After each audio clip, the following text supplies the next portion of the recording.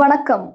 விருதாச்சலம் அடுத்த வேப்பூர் அருகே mini tempo mini பேருந்து நேருக்கு நேர் மோதல், ஓட்டுநர் பலி.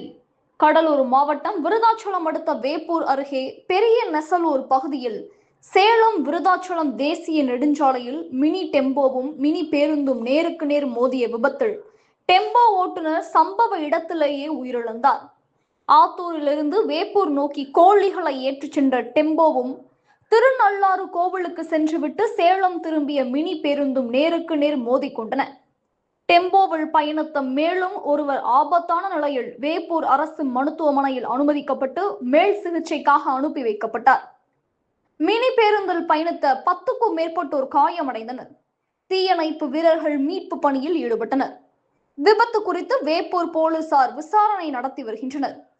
கனவு தமிழகம் செய்திகளுக்காக கடலூர் மாவட்ட செய்தியாளர் வி மோகன்ராஜ். செய்திகள் வாசிப்பவர் ஸ்னேகா பொன்வாலி. நன்றி.